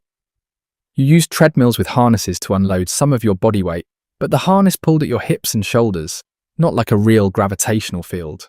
All those methods teach you pieces of the problem, but not the full picture. On Mars, you feel the second-order effects you couldn't get on Earth. Dust on rock changes friction just enough to mess with your timing. Low gravity alters how fast your body swings when you try to correct a stumble. The backpack, full of life support hardware, has inertia that keeps moving even as your feet plant, twisting your center of mass in odd ways. You can't fully predict how easy or hard it will be to right yourself until you actually do it in this environment. Every movement outside the hab, that first day, teaches you something you didn't know. You're not just exploring a new planet, you're exploring a new way your own body behaves under different physics. By the time that first EVA or two are over, you've learned that walking and working on Mars is not a simple extension of Earth skills. It's a complete recalibration, under pressure, in a place where exercise, driving, even bending down to pick up a rock can go sideways if you trust your old instincts too much. And while you're wrestling with all of that locally, out there on the surface, there's another layer of difficulty you can't touch or see directly, but you feel it every time you speak into a microphone and hear only your own voice. Because even as you fight to stay upright on this world, the one thing you're used to relying on, real-time help from Earth, is gone.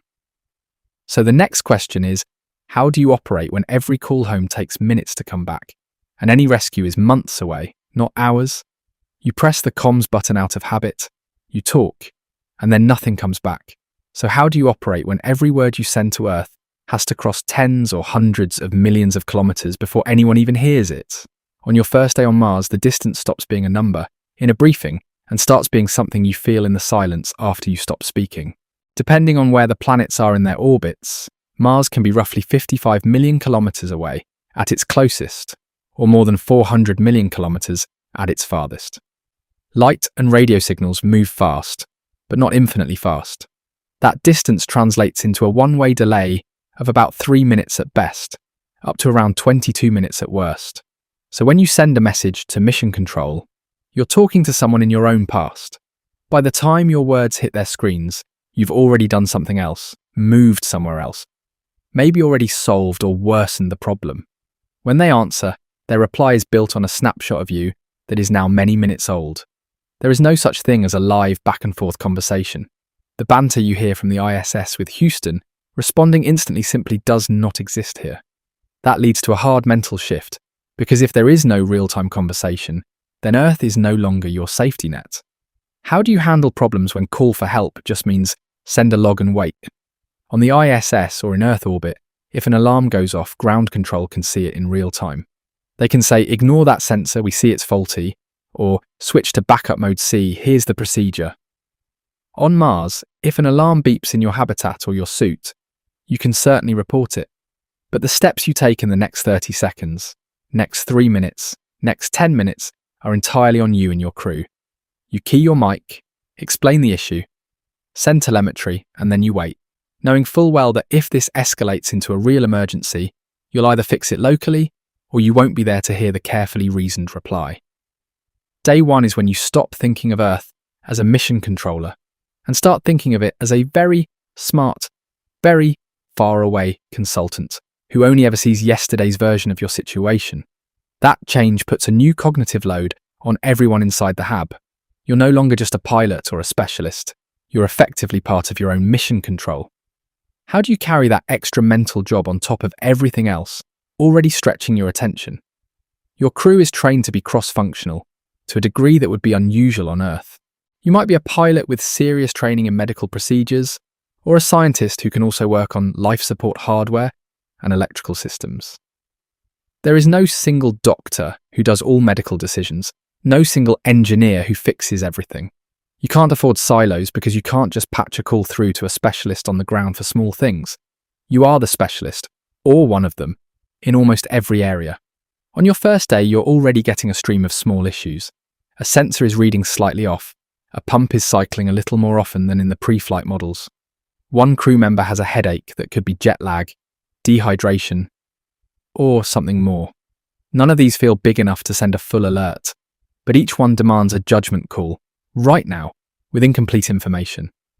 You're tired, your body is adapting to gravity and stress, your circadian rhythm is off, and yet you don't get to say, let's wait for Houston to tell us what to do. You might log everything and send a detailed report, but the triage and first actions are on you. That constant responsibility, even for what would be routine maintenance on Earth, eats into your bandwidth. You're not just doing checklists, you're running a control room in your head all the time. And then there's the part distance plays in your emotional life. You record a message to your family back home, but by the time they watch it, you're no longer the person who spoke those words. How do you handle that kind of lag in the most basic human feedback loop? You sit in front of a camera or a mic and describe your first EVA, your first look at the horizon, the strain of the landing, maybe a moment when something scared you more than you want to admit. You send it. Depending on alignment, they see it anywhere from a few minutes to more than 20 minutes later. Then they respond, and that reply comes back with the same delay. By the time their answer reaches you, your context has changed. Maybe you're gearing up for another EVA. Maybe you finally crashed for a nap. Maybe you've just had a stressful systems issue. Their comforting words or excited questions land out of phase with your current state. It doesn't feel like a conversation. It feels like exchanging recorded statements. On Earth, when you're scared or stressed, you can call someone, hear their voice live, get a real-time reaction, adjust your tone, feel them adjusting theirs. Here that loop is gone. Emotional support turns into messages you send to your own future, and replies you receive from your loved one's past. Your social brain, which is tuned for immediate feedback, never quite gets used to that gap. Underneath all of this is the hardest realization of distance, one that doesn't hit you fully until you've seen the ground, felt the gravity, and watched Earth rise as a bright star in the sky. If something goes very wrong, no one is coming quickly. So what does it actually mean to live with no immediate rescue as the baseline? On Earth, even in very remote or hostile spots, Antarctica, a submarine, a deep ocean rig, rescue is at least conceivable. Within hours, days, maybe a week or two. Aircraft, ships, icebreakers, helicopters, someone can start moving toward you as soon as they get the alert. Time is tight, but the basic idea, help is on the way, is usually true. On Mars, the nearest human who is not already with you is tens of millions of kilometers away. There is no spare ship on the pad that can launch today and arrive tomorrow. Interplanetary transfers take months and depend on orbital windows. If a critical habitat system fails and you can't repair it, or if a medical emergency hits that your crew and equipment can't handle, there is no outside rescue timeline to start. On your first day, that stops being a theoretical phrase.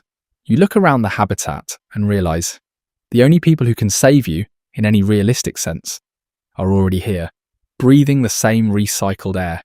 Your rescue team is the crew you ate with, suited up with, argued with about checklists. If they can't solve it, it doesn't get solved. That knowledge changes how you think about risk. Suddenly, a shortcut on a maintenance procedure feels less acceptable. A minor symptom feels less minor. A small leak feels like a serious investigation, not something to tape and forget. The margin for gambling with "we'll fix it later" disappears. And all of that folds back into one last concrete pressure you feel every time you eat, drink, or use the bathroom. Every resource that keeps you alive came either from Earth or from fragile local systems. So after you've absorbed the reality that no one is coming quickly if things break, the next question is sharp and practical. How do you manage food, water, and waste in a closed loop? On your very first day, when there is no backup store just down the road, you sit down for your first meal on Mars and the tray looks simple. So how do calories and cups of water suddenly turn into hard engineering problems with no slack? On this planet, you don't have food. You live inside a mass budget that was fought for kilogram by kilogram back on Earth.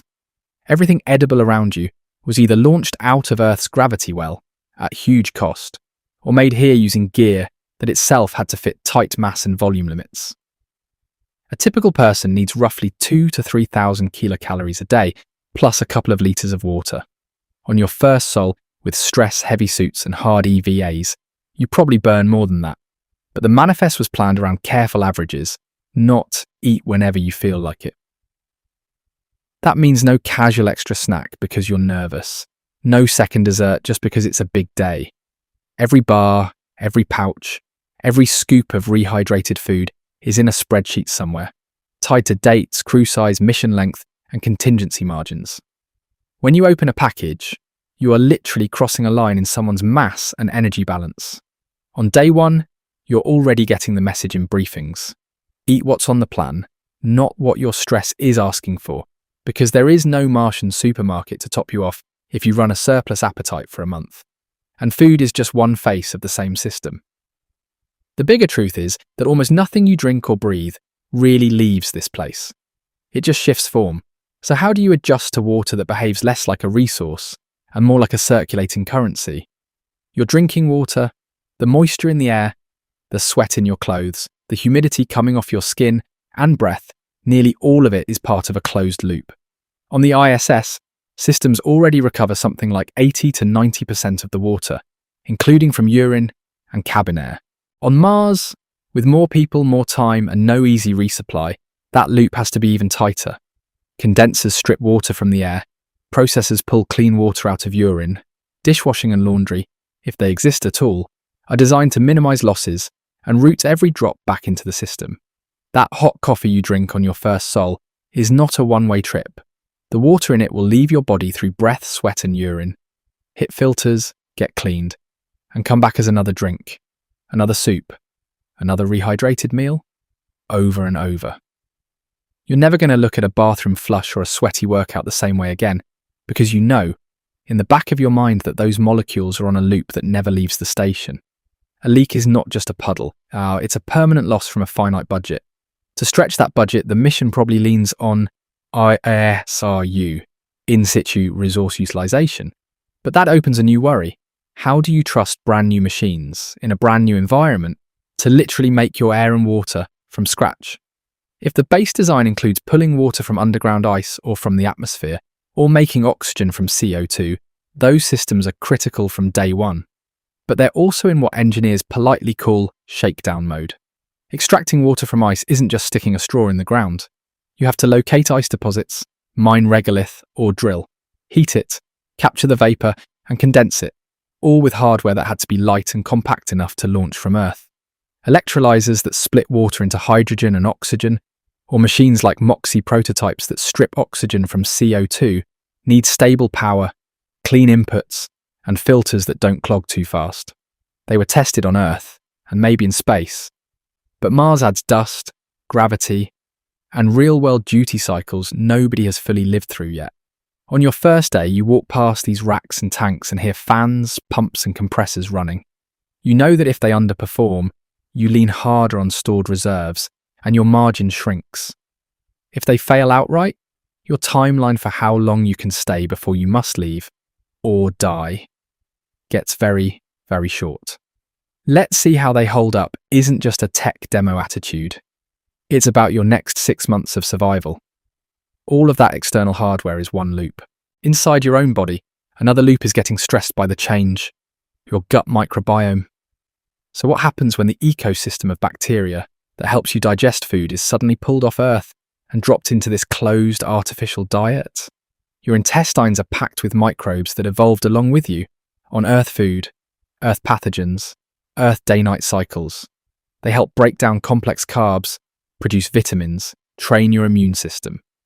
Now you're feeding them something completely different, highly processed, long shelf life rations, freeze-dried meals, maybe some early greenhouse vegetables grown under LED lights, in nutrient solutions, in Martian regolith that's been heavily treated. The timing of meals is weird too, because your circadian rhythm is off. You might eat when your body thinks it's night, or skip when it thinks it's morning. Stress hormones like cortisol are higher. All of this affects the balance of species in your gut. Some might thrive, others might crash. You don't have a huge buffer against major digestive problems because there's no big hospital and no grocery store to radically change your diet. So on the first day, any odd cramp, any unusual bathroom trip, any wave of nausea hits different. You're not just thinking, I ate too fast. You're thinking, is my system adapting or is it destabilizing? Because your digestion isn't just about your comfort. It's part of a controlled, sealed ecosystem that feeds back into health, mood, and nutrient absorption for the entire mission. And then there's the other side of the loop, the stuff nobody likes to think about. What happens to everything you throw away when throw away is not an option? On Mars, urine, feces, food scraps, wrappers, even worn fabric and paper are not just trash. They become design variables in your life support system. Urine goes through processors to recover water and maybe separate useful salts. Solid waste might be dried and stored for later use as fertilizer in greenhouses or as feedstock to produce methane or plastics, or even packed into walls as extra radiation shielding. But none of that is simple. Turning waste into inputs requires bioreactors, filters, pumps, controlled bacteria, and strict separation between dirty side and clean side. On day one, those systems are all spinning up. Tanks are being filled for the first time, inoculated with the right microbes, dialed in for pH, temperature, and flow. If something fails in that chain, it doesn't just mean trash piles up. It can mean bacterial contamination in places you don't want it, chemical imbalances in the water loop, or smells and gases where you definitely don't want them. A blocked wasteline can turn into a cabin air issue. A mistuned composter can become a source of pathogens. The wrong filter leak can send trace contaminants into the same water you drink. So on your first day, you're already dealing with the full complexity of closed-loop life. Rationed calories, circulating water, experimental resource systems, a gut ecosystem in flux, and a waste chain that has to function like a factory, not like a garbage can. There is no out of sight, out of mind. Everything stays in the system, or it leaks away into an environment that will never give it back. And all that is happening inside the walls of a habitat that's trying to keep your biology separate from the Martian surface. But those walls are thin, and the line between your microbes and the planet's regolith runs right through your airlocks and samples. So the next question you have to face is this. What does it really mean to bring a cloud of Earth life into contact with alien soil when you're trying to study Mars without accidentally changing it? Or letting it change you? You step onto Mars thinking about rocks and dust, but the first invisible thing you bring out of the ship is actually more important. How do you explore another world while wrapped in a cloud of Earth life you can't turn off?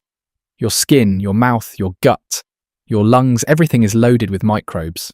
Trillions of them. Even with strict cleaning, sterile assembly, and careful handling, some of that living cargo has come with you. Planetary protection rules tried to keep the microbial load on the spacecraft as low as possible. Parts were baked, wiped, UV treated. But zero is impossible. On day one, your cabin air, your filters, your clothing, your tools, and the inside of your suits are all little ecosystems of Earth bacteria and fungi.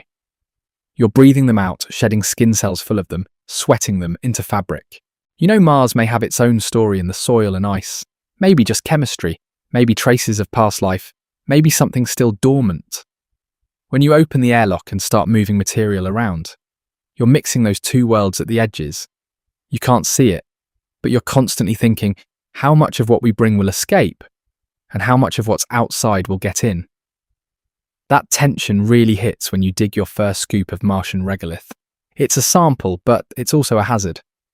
So what exactly are you handling when you fill that first bag? You push a tool into the ground and lift out a scoop of soil that has never known biology as we understand it. You're sending it off to instruments that will measure organics, isotopes, minerals, all to answer questions about water, climate, and maybe life. At the same time, that soil is full of chemistry we only partly understand. We already know some regions hold perchlorites, oxidizing salts that can react strongly with organics. There are metals, fine silicate particles, and other reactive compounds mixed in. Mechanically, the regolith is abrasive. Chemically, it can be aggressive when it meets water or biological tissue. Every grain that gets onto your tools, your suit, or your airlock floor is not just dirt, it's a package of unknowns. If too much of it crosses your inner filters and enters the breathable volume, it could end up in lungs, on skin, in equipment that was not built to handle that chemistry for years. So every sample you take has two sides: the science you want and the risk you must not drag past your containment boundary. That makes the next problem obvious. Can you actually keep a hard line between inside and outside when everything you do involves crossing that line? Airlocks, suit ports, dust mitigation systems, sticky mats, washdown sprayers, all of it is there for one reason: keep Martian material out of the inner habitat and keep your microbes from going out where they shouldn't. On day one, you stop treating all that hardware as theoretical and you start testing it the hard way. You bring suits back in, you dock them, you watch dust monitors at the airlock threshold, you swab floor grates and test filters for outside particles. If readings spike when you undock, that's a warning that dust is getting deeper into the hab than planned. If swabs show Earth microbes outside in places they shouldn't be, that's another kind of leak. The border between planets is no longer orbit or vacuum. It's a few centimeters of composite wall, layers of rubber and metal in an airlock door, and HEPA filters humming in ducts. You're trusting those barriers to hold against both chemistry and biology, but they were all made by humans with tolerances and failure modes. On the first Sol, you're already checking whether the clean separations you drew in design meetings actually exist in reality. And all the while, you're trying to do science on the possibility of Martian life, past or present, while walking around as a moving, breathing contamination source. How do you trust any signal of life you see when you are literally covered in life? Your instruments might someday pick up methane variations in the air, patches of complex organic molecules in the soil, or weird redox chemistry in brine or ice samples. Every time that happens, the first question is not, did we just find Martian biology? It's, did we bring this with us? Contamination control becomes the difference between a real discovery and a false alarm. Your suits leak tiny amounts of material. Your tools get scratched, leaving microscopic pockets where microbes can hide. Your habitat air might leak trace molecules out through vents or cracks. On day one, as you cough in the cabin, wipe sweat off your forehead, peel off a glove and see flakes of skin, it hits you. You are the biggest background signal in your own experiment. You can't turn yourself off. You can only manage the pathways. So you log everything: where each sample came from, how it was handled, which tools touched it, which suits were used, what the contamination controls looked like at each step. You build a chain of custody not just for the sample itself, but for every possible way your biology might have touched it. It's slow and annoying, but without it you can't trust your results. And even with all that care, there's a deeper unknown you can't get away from. We don't actually know if Mars ever had life, or if it still hides something microscopic deep in ice or brine. We also don't fully know how its soil chemistry will treat your biology over decades. So what are you really starting on that first Sol, beyond just one mission? If there is dormant biology in deep ice, your drills, heaters, and waste heat could change its environment. Maybe you warm up a pocket that's been frozen for millions of years. Maybe your leaked nutrients, chemicals, or microbes reach it. That could kill off a fragile native system before you ever detect it properly. It could also cause unknown interactions, new chemistry or biology that no one modelled. If Mars is completely lifeless, that doesn't mean it's safe. The soil might still contain reactive compounds that slowly damage lungs or skin over long exposures, in ways we haven't mapped yet. Fine dust could build up in airways, triggering diseases we don't have names for because no one has lived here long enough. Your first day is not just the start of your stay, it's the start of a multi-decade, uncontrolled field trial between terrestrial life and Martian chemistry. Every EVA, every drill hole, every waste leak, every tiny biosignature detection feeds into that experiment. You don't know the full outcomes. You only know that you're in the middle of it by default. That reality shifts how you think about the habitat, too. It's not just a shelter, it's the only controlled interface between your biology and this planet. A pressure shell, a filter bank, a network of pumps and valves, all working overtime to keep two worlds apart while you work between them. So the next hard question is this. What does it feel like when you realise your home on Mars is less a house and more a stressed machine that you have to constantly prove you deserve to live inside? You walk into the habitat and it feels like a room, but the numbers say otherwise.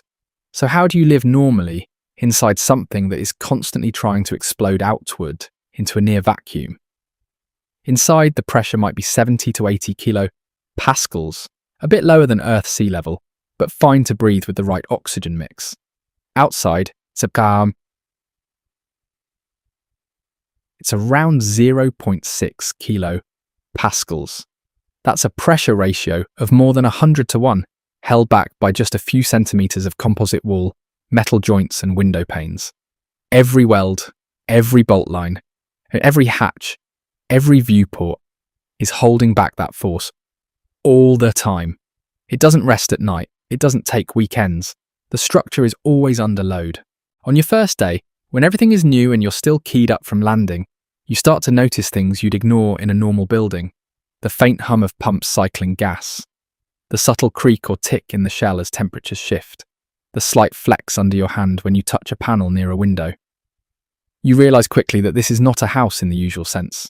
It's a pressure vessel, a machine. You don't live in a room, you live inside hardware that is doing a job 24/7, with failure modes that almost all end badly. That's why the next thing you're shown isn't the view out the window, it's the life support racks. And the word you hear over and over is redundancy. But what does redundancy actually mean when you have no backup planet behind it? You've got CO2 scrubbers pulling carbon dioxide out of the air, oxygen generators feeding O2 back in, water recycling units, fans, heaters, filters. On paper, there are backups. Maybe you have 2 scrubbers where one could do the job, 3 circulation pumps when you need 2, extra power channels. In design documents, this looks like robustness. People say N+1 or N+2 and feel safer. On Mars, that +1 is not spare capacity in the normal sense. It's the last edge of the cliff. You can't roll in a new rack from a warehouse. You can't send a tech downstairs to grab a replacement module. Spares were limited by mass and volume at launch. That means your redundancy is finite and precious. When a main unit fails and you switch to the redundant one, you're not back to fully safe. You've just burned your cushion. On day 1, you're walked through failure trees where some branches end in crew evacuation impossible, or flatly crew loss. You see how a single failed valve can chain into a loss of CO2 removal, then into CO2 buildup, then into a timeline where you either repair it in hours or hit lethal levels. These diagrams are not there to scare you for fun. They're there so you understand what backup really means here. It gives you time to save yourself, nothing more. As you absorb that, they hit you with another scenario that's maybe the most viscerally frightening. Fire. On Earth, fire is bad. In a pressurized metal can on Mars, fire is next level bad. Why? Even though your total air pressure is lower than Earth's, the partial pressure of oxygen inside the hab might be similar or even a bit higher than Earth normal. To keep breathing easy, that means there is more than enough oxygen for combustion, but gravity is lower, so the way flames behave changes. Hot gases don't rise as fast. Smoke doesn't form a neat layer at the ceiling.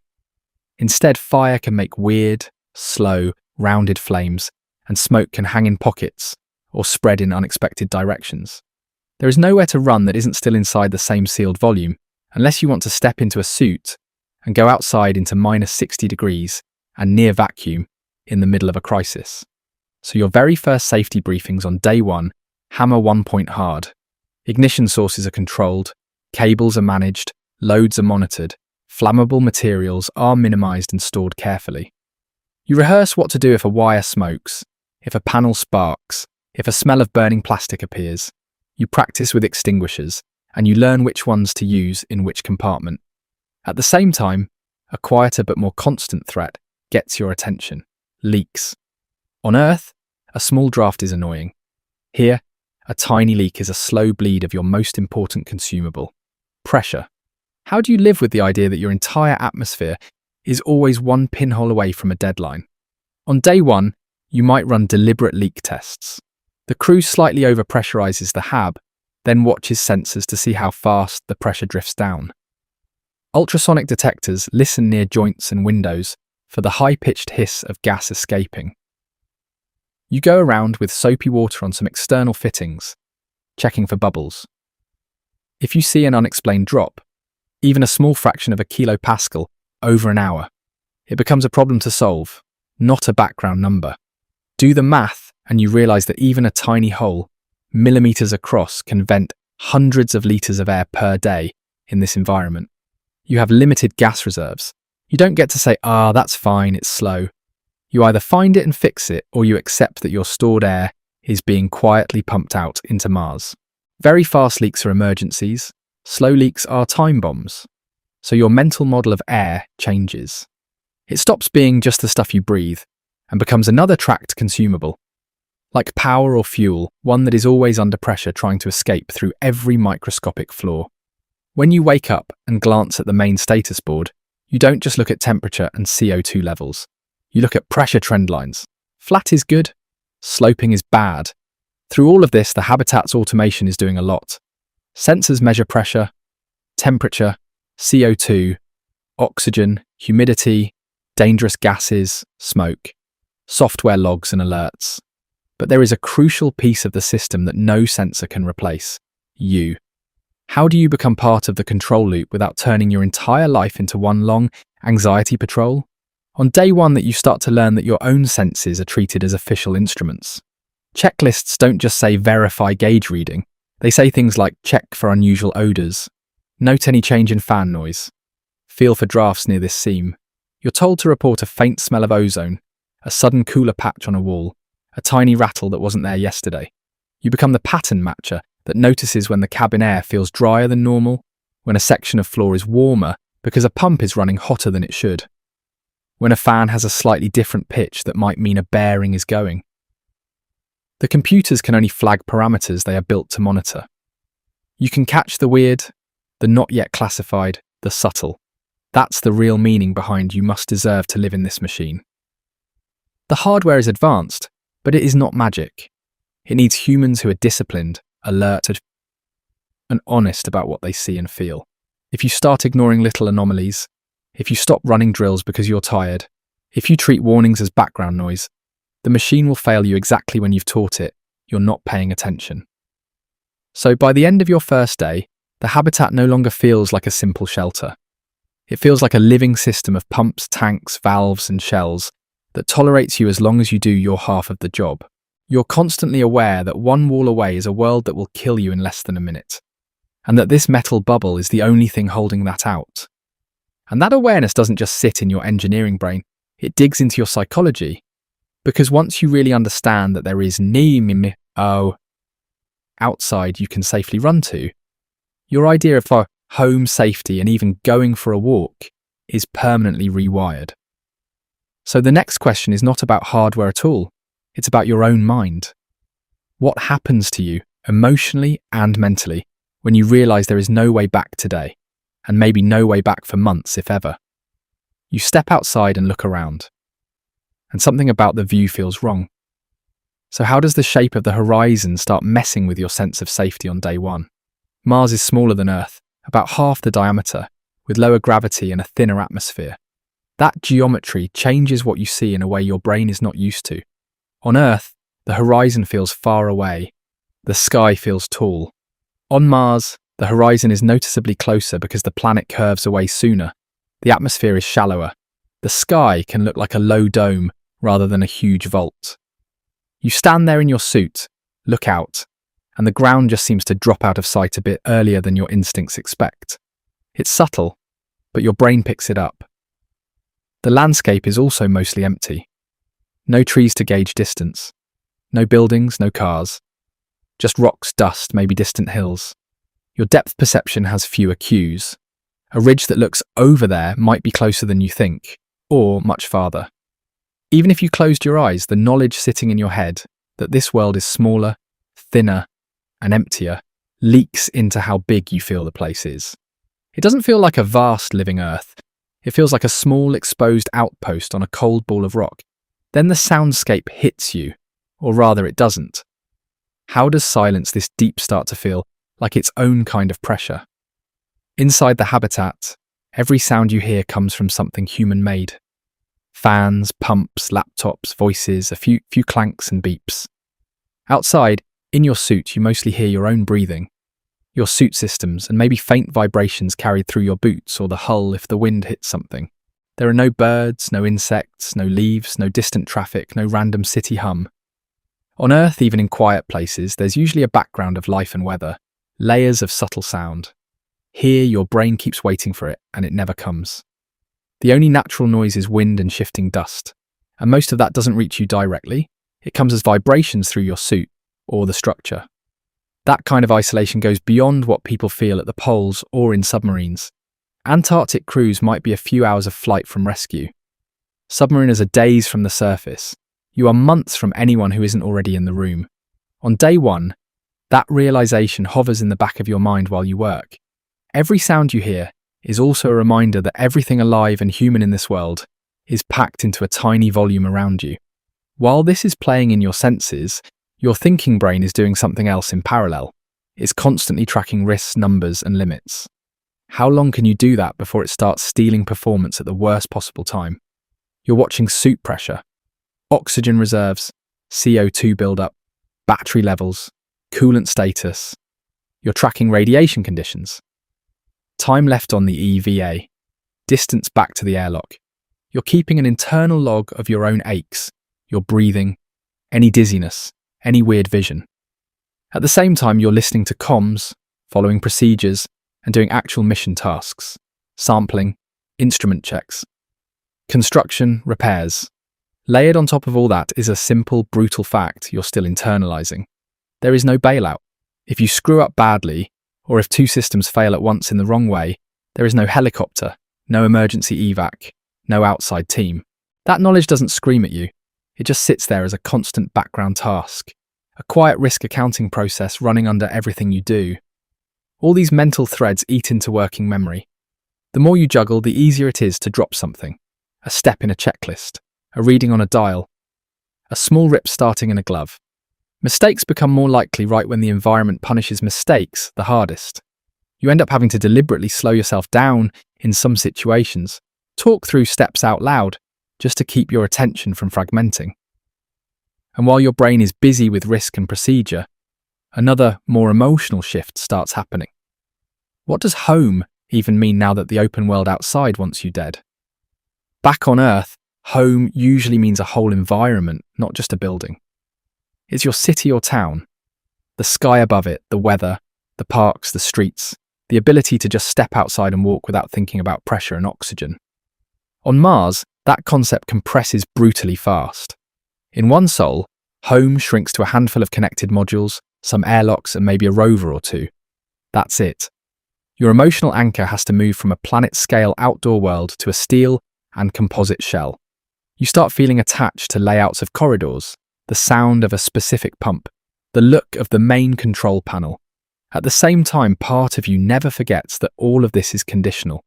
If the shell is breached, if the pressure drops, if a fire gets out of hand, home instantly flips back into hostile desert plus vacuum. That tension doesn't resolve cleanly.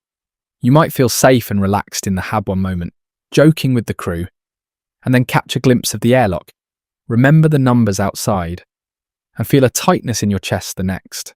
Your mind is trying to build comfort on top of a constant knowledge of fragility, and yet while all the danger and strain are real, there's another feeling that keeps cutting through: awe. You are on Mars, out of all humans who ever lived, and that's incredible. But awe and fear use some of the same circuits in your brain. So how do you stop that from flipping back and forth in ways that freeze you when you need to act? You're walking where no human has ever walked. You see a landscape that, until now, was just images from rovers and telescopes. That's genuinely inspiring. Your brain floods with the sense that this is big, historic, important. You might feel a surge of pride, excitement, almost a kind of euphoria. But those same inputs, this is huge, this is beyond normal, this matters a lot, can just as easily tilt into panic if one more stressor stacks on top. An alarm goes off. You skid on a rock. You hear static on the radio at the wrong moment. Suddenly, the big moment flips from motivating to overwhelming. You get a spike of, I should not be here. This is insane. Even as you're trying to follow a checklist or answer a question. Your first day is a constant back and forth between those states. 1 hour you're staring out a small window thinking, I can't believe I'm actually on Mars. The next hour, you're hunched over a panel, heart pounding, trying to remember if you turned the right valve 3 steps ago. The job is to function anyway, to keep going, to let the awe exist without letting it paralyze you, and to acknowledge the fear without letting it hijack your decisions. By the end of that first sol, it becomes clear that this isn't a temporary psychological spike you'll just get over. It's the new baseline. The planet will always be small, empty, and hostile. The distance to help will always be measured in light minutes and months. The habitat will always be a fragile machine, pretending to be a home. So the last question the first day forces on you is bigger than any single task. It's about the long game. Are you here just to visit? Or are humans really going to try to live here, with bodies and minds that never evolved for it? And if you do stay, what parts of you start changing from day one in ways that might never fully go back to Earth normal? The moment you land, the mission clock starts. But something else starts too. How do you face the fact that your body is already becoming something that isn't fully Earth normal anymore. From the first hour in Mars gravity, your bones, muscles, and cardiovascular system start adapting to 0.38 G. They don't wait for a committee decision, they just respond to the loads you give them. Bone cells adjust to mechanical stress. With less force going through your spine, hips, and legs, the signals that say keep this bone dense get weaker. Osteoclasts that break down bone and osteoblasts that build it start shifting their balance. Your muscles, especially in your legs and core, get input that says, we don't need as much force to move this body around, and they retune over weeks and months. Your heart and blood vessels react too. Pumping blood against 38% G is not the same job as pumping against 1 G. Vessel walls, heart muscle thickness, even baroreceptor responses will slowly adapt to this new normal. Long term, that could mean health issues we don't see on Earth. Partial gravity osteoporosis, joint problems, circulatory quirks that only show up in this environment. On day one, all of that is just numbers in a medical briefing and lines on a graph. But you know the process has already started. With every step, every sleep cycle, every workout, you are moving further away from Earth baseline and closer to Mars-conditioned human, whatever that turns out to mean. And that leads directly into a bigger, harder question. If your own adult body is already drifting away from Earth standard, what happens if humans actually try to have children here? If humans stay here for generations, kids would grow up in 0.38 G, exposed to a radiation field that's always higher than Earth's. Bones, brains, organs, immune systems all developing under conditions our species has never experienced. Your first day forces you to face that Mars is not just hostile in the immediate sense. It might be fundamentally misaligned with the way our species normally creates and raises the next generation. The question isn't just, can an adult survive a tour here? It's, can a lineage really belong here without paying a cost we don't yet understand? While that's in your head, you also collide with the gap between big dreams and small realities because you've heard people talk about terraforming Mars. But right now you're struggling just to keep one habitat stable. How does that feel when you're the one actually watching the gauges? The big ideas sound dramatic. Use Martian CO2 to thicken the atmosphere, warm the planet, melt ice, maybe one day get liquid water on the surface. Talk about mirrors in orbit, factories releasing greenhouse gases, long-term climate engineering.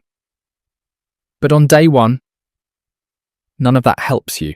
You're standing in a module where the immediate challenge is holding a few hundred cubic meters of air at the right pressure, temperature, and mix for a handful of people.